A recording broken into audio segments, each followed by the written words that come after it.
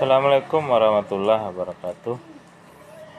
Melanjutkan pembahasan kita masih seputar membantah kaum ateis. Konsep ateis atau konsep ketiadaan Tuhan sebenarnya ini adalah konsep yang dipaksakan gitu. Lebih tepatnya konsep ateis itu adalah konsep doktrin, ya, yang dipaksakan agar diyakini dan dipercayai bahwasanya Tuhan itu tidak ada. Makanya dalam sejarah peradaban manusia selama ribuan tahun, konsep bahwa Tuhan itu tidak ada itu konsep yang belum ada. Intinya jauh sebelum konsep ateis itu ada, manusia selama ribuan tahun dari generasi ke generasi belum pernah meyakini bahwa atau mendengar atau punya keyakinan bahwa Tuhan itu tidak ada itu. Artinya apa? Ateis itu konsep yang baru itu. Lebih tepatnya ateis itu konsep yang lahir ketika akhir abad pertengahan atau awal abad modern gitu. Ketika manusia sudah merasa bahwa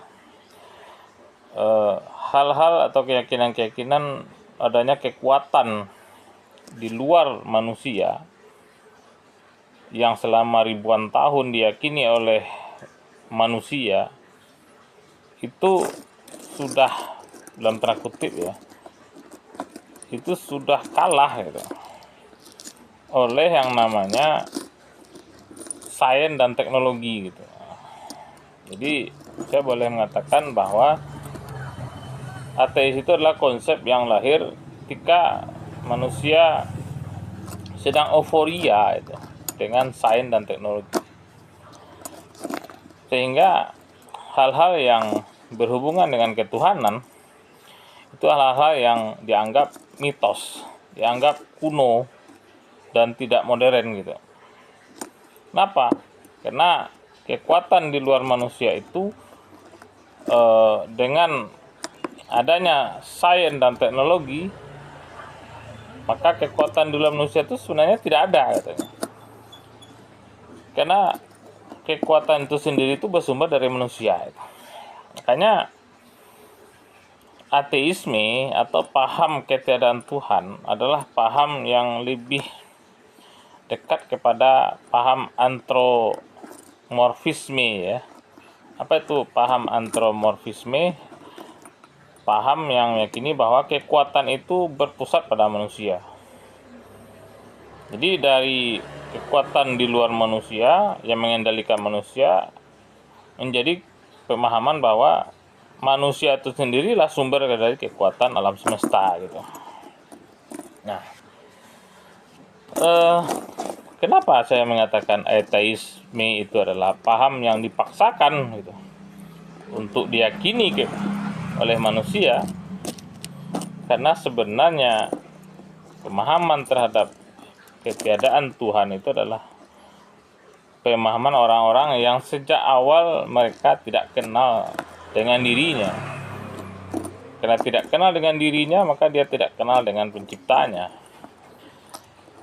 Karena dia tidak kenal dengan penciptanya, maka dia menjadikan dirinya adalah pencipta itu sendiri. Dirinya adalah Tuhan itu sendiri gitu. Nah, kalau kita lebih kritis lagi, ateisme itu adalah paham di mana dari pemahaman bahwa Tuhan yang Maha Pencipta itu tidak ada menjadi yang Maha Pencipta itu adalah dirinya sendiri gitu. Jadi sebenarnya ateisme itu adalah paham yang menolak Tuhan dari di luar dirinya menjadi Tuhan kepada dirinya gitu. Jadi mereka menuhankan dirinya sendiri gitu. Tetap juga orang-orang ateis itu percaya juga dengan Tuhan. Cuma sebelumnya mereka menolak Tuhan di luar dirinya, menjadi pemahaman bahwa Tuhan itu adalah diri mereka sendiri. Makanya kalau kita lihat filosof Nietzsche misalnya, filosof Jerman ya, yang bernama Friedrich Nietzsche yang meninggal tahun 1900 itu, dia kan mengatakan bahwa Tuhan telah mati gitu. Maksudnya konsep Tuhan itu sudah usang, sudah mati, dan Tuhan itu adalah manusia itu sendiri gitu. Dan rata-rata pemahaman kaum ateis itu begitu ya. Mereka menolak konsep ketuhanan, tapi mereka meyakini bahwa secara tidak langsung ya Tuhan itu sendiri adalah diri mereka sendiri. Atau menolak adanya Tuhan menjadikan makhluk adalah Tuhan gitu. Misal jabatan, kekuasaan, uang, kekayaan, pasangan gitu, ilmu dan lain sebagainya menjadi Tuhan gitu. Makanya orang-orang ateis itu menolak agama, menolak syariat, menolak Al-Quran, menolak kitab suci. Kenapa? Karena semua itu sudah ada penggantinya gitu. Jadi agama mereka tolak, kitab suci mereka tolak, karena penggantinya sudah ada, yaitu kekuasaan, kekayaan, ilmu gitu. Jadi maksud saya begini, manusia itu semuanya ya, tanpa terkecuali, sebelum lahir, ketika manusia itu lahir, mereka sebenarnya sudah membawa apa yang disebut dengan fitrah. Apa itu fitrah? Sesuatu yang benar, kebenaran gitu. Makanya dalam hadis dikatakan bahwa ketika ditiupkan ruh ke dalam jasad ketika manusia masih di alam rahim, maka alastu birabbikum, ya kan, cepat Tuhanmu. Qalu bala syahidna.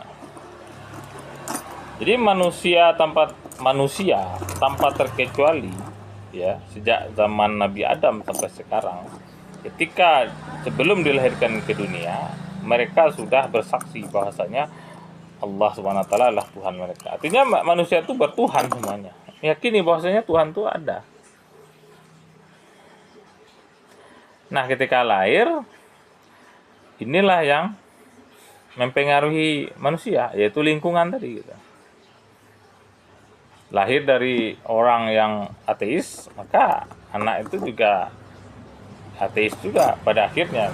Lahir dari keluarga yang Majusi, Nasrani, anak itu akan juga seperti itu, mengikuti agama lingkungannya begitu. Nah, karena semua manusia itu pada hakikatnya meyakini bahwa membawa fitrah, keyakinan bahwasanya Allah adalah Tuhannya. Ketika dihadapkan pada sebuah pemahaman bahwa Tuhan itu tidak ada, sebenarnya manusia itu mengosongkan hatinya itu. Jadi ada seorang pakar ya dulu, ya saya lupa namanya, yang mengatakan bahwa di dalam diri manusia itu ada lubang. Nah, lubang itu sudah diisi oleh yang namanya ketuhanan. Jadi keyakinan bahwasanya Tuhan itu yang menciptakan langit dan bumi, menciptakan segala sesuatu, itu dibuat oleh manusia.